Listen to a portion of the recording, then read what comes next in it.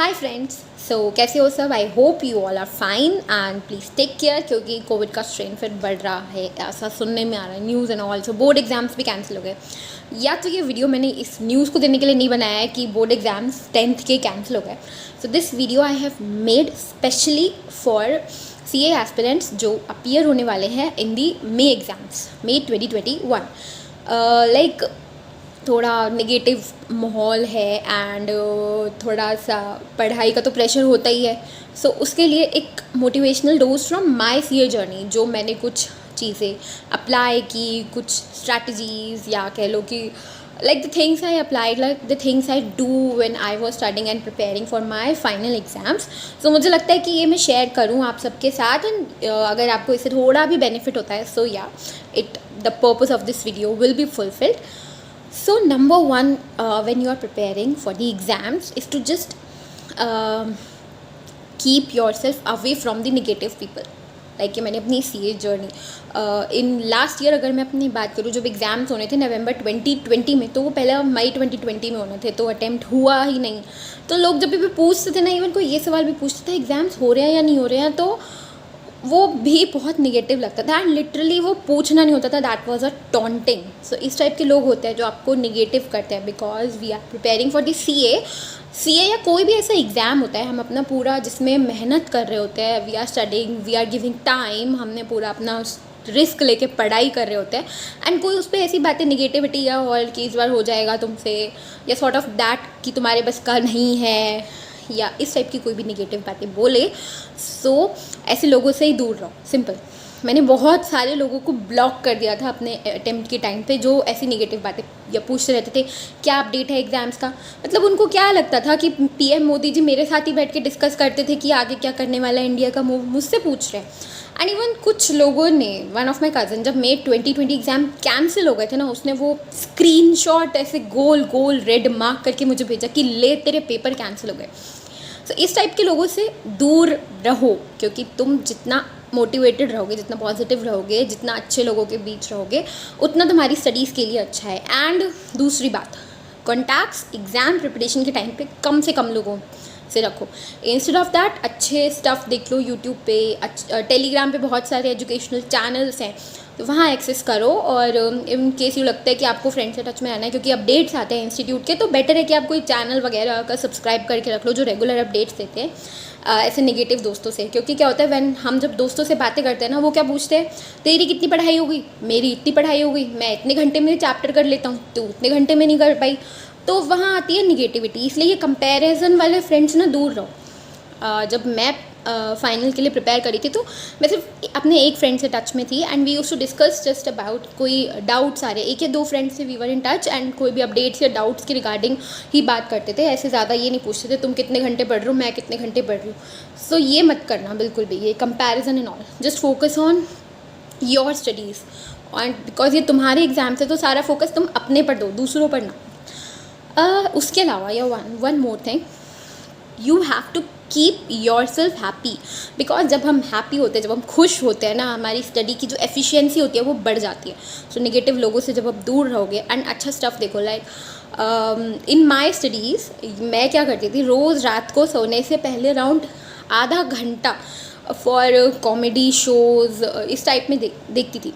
Comedy shows बोल रही हूँ, एकता कपूर के सीरियल देखने मत बैठ जाना, सास बहू वाले, या फिर हॉटस्टार पे बैठ के आर्या मत देखने बैठ जाना, ठीक है, सस्पेंस वाला. फिर तुम्हारे दिमाग में ना नेक्स्ट डे ऑडिट के अमेंडमेंट्स नहीं आएंगे, यही आएगा कि आर्या के नेक्स्ट एपिसोड में क्या होने वाला है. सो कॉमेडी ज़रूर, कुछ ना कुछ ऐसा ह्यूमर कंटेंट, कपिल शर्मा का शो, तारक मेहता, या कोई भी स्टैंड अप कॉमेडियन जो तुम्हारा फेवरेट है. ये मैंने नहीं देखा, बहुत सारे यूट्यूबर्स वगैरह मोटिवेशनल डोज या ये किया वो किया, रैंक होल्डर्स भी सब बताते हैं, पर कोई ये नहीं बताता कि दिमाग को कैसे अपने मेंटेन किया कि वो पढ़ पाए. सो अच्छा कंटेंट, एंटरटेनमेंट हम सबको चाहिए होता है, हम सबको चाहिए होता है खुश रहना, हंसना. सो ये ज़रूर करो, अपनी स्टडीज़ के साथ आधे घंटे एंटरटेनमेंट के लिए रखो. एंड आई वुड सजेस्ट रात का ही रखो, जब तुम थक चुके होते हो ना, बिल्कुल पढ़ने की हिम्मत नहीं होती, वो इनएफिशिएंट टाइम के वक्त तुम ये एंटरटेनमेंट वाली चीज़ डालो, एंड सुबह तुम उठोगे, you will feel fresh and feel good from inside. तो आपकी एफिशिएंसी उससे अपने आप ही बढ़ जाएगी. नेक्स्ट थिंग, लाइक ये मैंने फ़र्स्ट ग्रुप में गलती करी थी. मई 19 में मेरा फ़र्स्ट ग्रुप हुआ था. सो मैंने क्या किया, वहाँ पे FR का मॉक टेस्ट पेपर से जस्ट 3-4 दिन पहले FR का मॉक टेस्ट प्रैक्टिस कर लिया।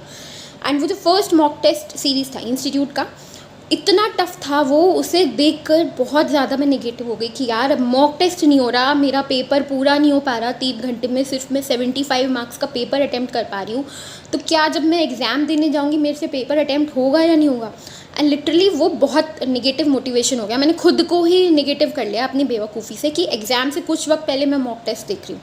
सो ये गलती बिल्कुल मत करना। आपको जो भी मॉक टेस्ट या जो भी इस टाइप का देख के चलना है ना, वो अभी से निपटा लो।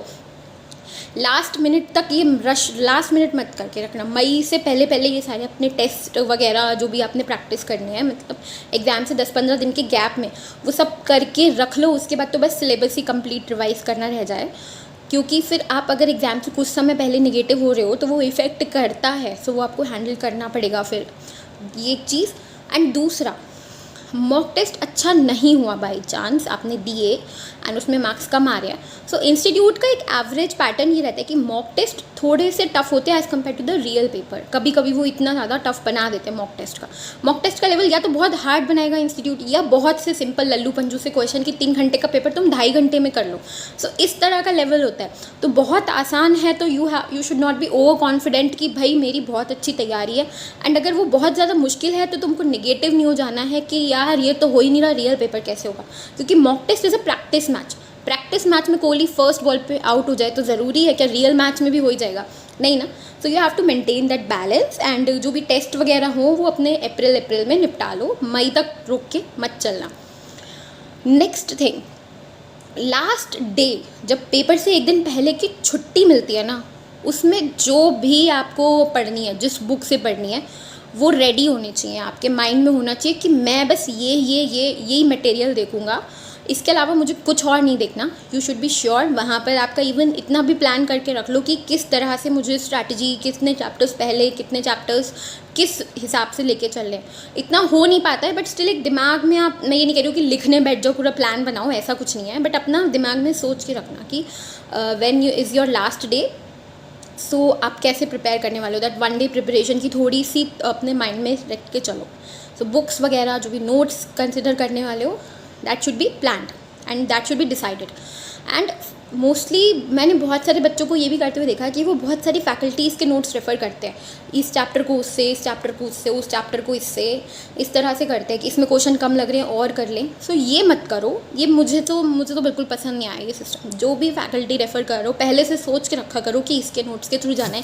ये 4 फैकल्टीज़ के नोट्स सिर्फ आपको कन्फ्यूज़ करने वाले हैं और कुछ नहीं।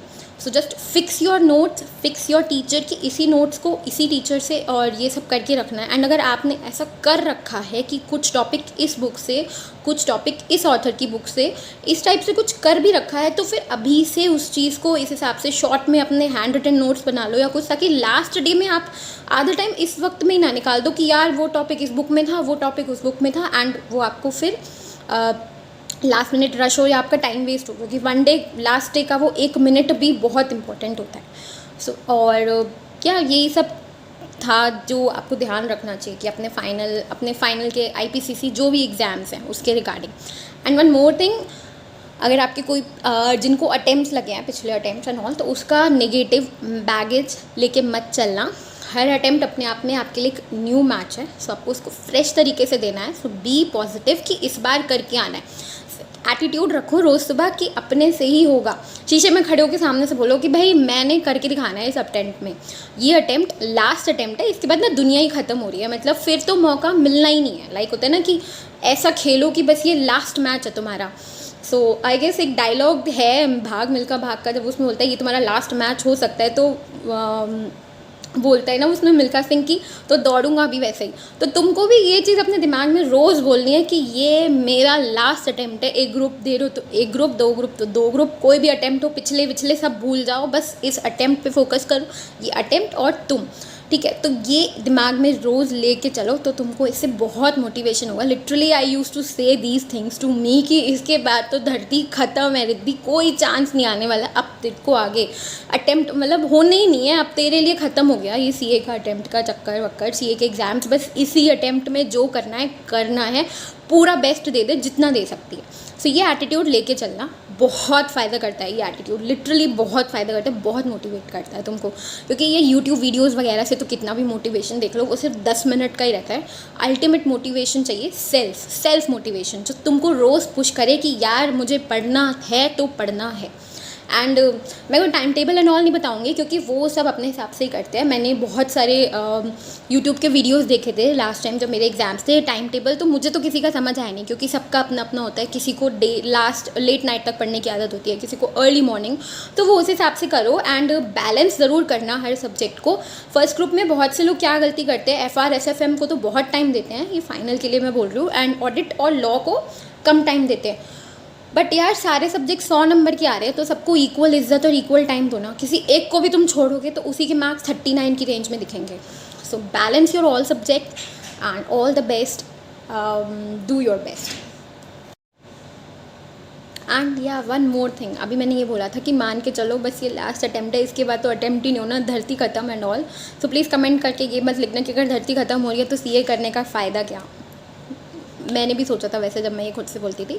सो ये सिर्फ सेल्फ मोटिवेशन करने के लिए होता है कि ये जो चांस है ना, ये तुम्हारा पहला और ये तुम्हारा आखिरी चांस है, इसके बाद कोई चांस नहीं मिलने वाला। तो वो मेहनत भी वैसी होनी चाहिए कि भाई this is the last one. Okay, so all the best.